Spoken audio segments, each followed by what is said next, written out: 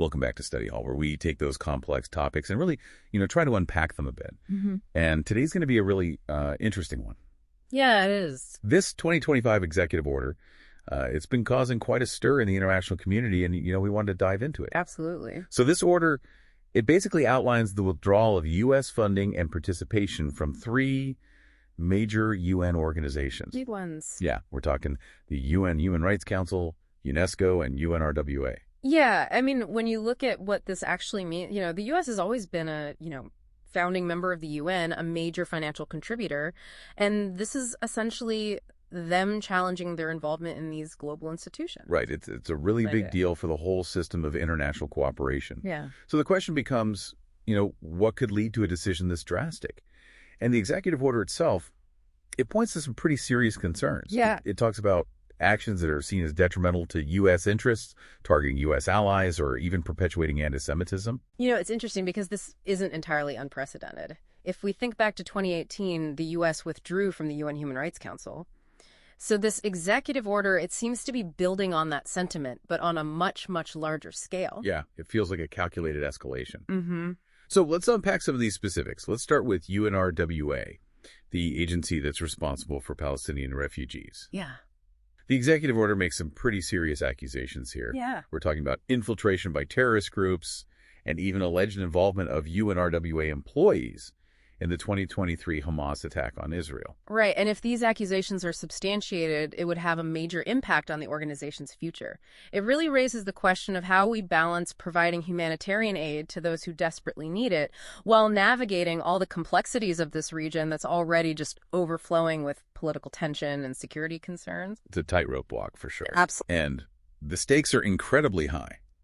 Think about the millions of Palestinian refugees who depend on UNRWA for things like education, healthcare, social support. What happens to them if that funding disappears? Well, the potential consequences are pretty worrisome. We could see a real escalation of humanitarian needs, increased instability in the region, maybe even a rise in extremism as disillusionment and desperation grow. And it doesn't stop there.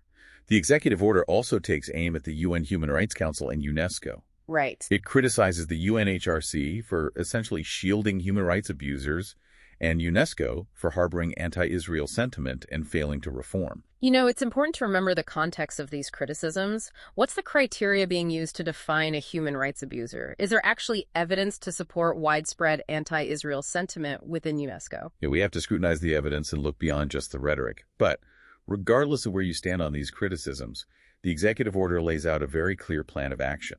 It calls for non-participation in the UNHRC, a review of U.S. membership in UNESCO, and, of course, those funding cuts to UNRWA that we talked about. These are significant steps. The U.S. is clearly ready to act on its concerns. It's almost like saying, we're not just complaining, we're using our financial and political power to actually force change. It's a power move, no doubt. Yeah. And it raises all sorts of questions about the future of U.S. engagement with these international organizations in general. The document even goes as far as mandating a broader review of all international organizations that receive support from the U.S. Wow, that's a massive undertaking. It suggests a pretty fundamental shift in U.S. foreign policy. Are we seeing a move away from multilateralism and toward a more unilateral approach? Is this the beginning of a trend where powerful nations essentially just dictate the terms to global institutions? It's hard to say for sure, but it definitely feels like we're at a crossroads.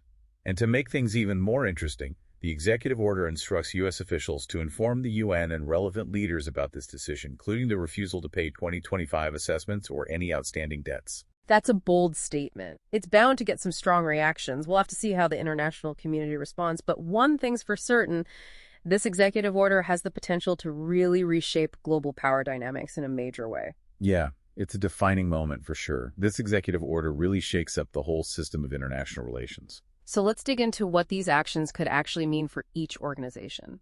Let's start with UNRWA. What are the real-world implications of these funding cuts?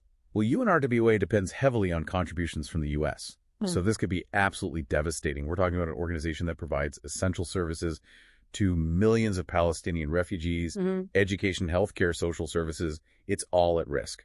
It's hard to even imagine the scale of the potential consequences. We could be talking about generations of children losing access to education or families being cut off from vital medical care. Exactly. And beyond the immediate humanitarian crisis, there are some serious geopolitical ramifications to think about. A weakened UNRWA could create a power vacuum in the region, which could lead to even more instability and potentially even fuel further conflict. It's like the U.S. is unintentionally making an already volatile situation even worse. Yeah. Now let's talk about the UN Human Rights Council. What happens when the U.S. decides to walk away from the table? Withdrawing from the UNHRC isolates the U.S. from a really important forum for addressing human rights abuses around the world. And even though the U.S. has criticized the UNHRC's effectiveness, their absence could actually diminish the Council's authority even further and maybe even embolden those who violate human rights. So it's not just about the U.S. taking a stand, it's about the consequences of them not being there. Could this create an opportunity for countries with poor human rights records to have more influence within the Council? Absolutely. There's a real danger that the U.S., by stepping back, could unintentionally give up its moral authority on the world stage, and someone else will be ready to fill that void.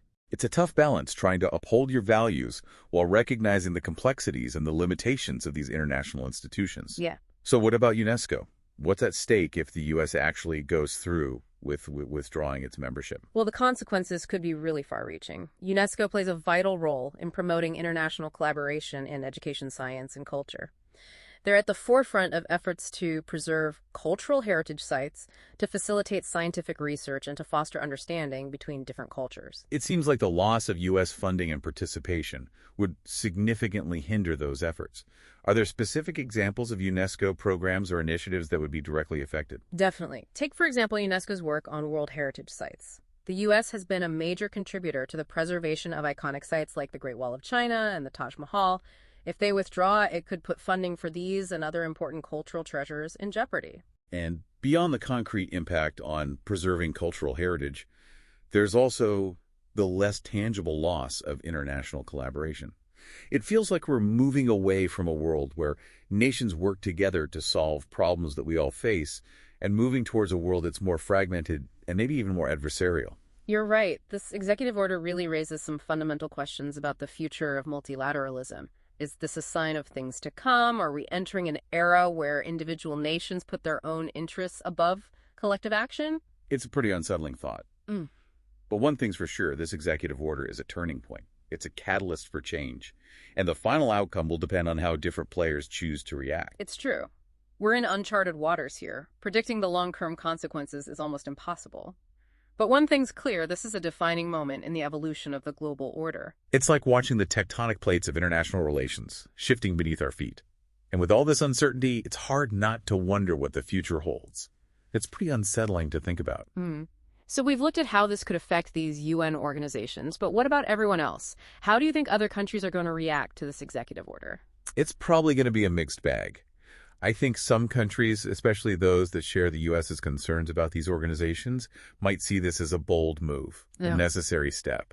They might even feel empowered to take similar action themselves. Yeah, it could start a domino effect. Exactly. This executive order really throws a wrench into a whole system of international diplomacy.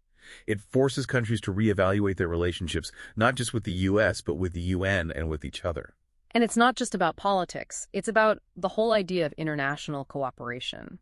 This order seems to challenge the very foundation of working together to address issues that go beyond borders. Things like human rights, cultural heritage, humanitarian aid. It raises a really important question. What happens when those global systems for dealing with these shared problems start to fall apart? Do we all retreat and just focus on our own national interests? Or do we find new ways to cooperate in a world that's becoming more and more fragmented? It's a pretty daunting thought. The answers aren't easy. But one thing's for sure. This executive order is a major turning point. It's a catalyst for change. And the final outcome really depends on how everyone chooses to respond. I agree. We're entering uncharted territory here. Yeah. It's impossible to say for certain what the long-term consequences will be, but we are definitely witnessing a crucial moment in how the global order is evolving. So much uncertainty makes you wonder what the future holds. It's been a really thought-provoking deep dive. We've definitely shed some light on the complexities of this issue, but there are still so many questions left unanswered. That's true, but like they say, knowledge is power. The more we understand about these critical issues, the better equipped we'll be to navigate the challenges ahead. Absolutely. So to all our listeners out there, keep digging into this topic. Explore the history of these UN organizations. Think about the perspectives of all the different people involved. And don't be afraid to question your own assumptions. The world is constantly changing, and understanding these global dynamics is more important now than ever. This executive order is just one piece of a much larger puzzle. And we'll be here to help you put it all together, Yeah. one deep dive at a time. Until next time, stay curious, stay engaged, and keep those minds sharp.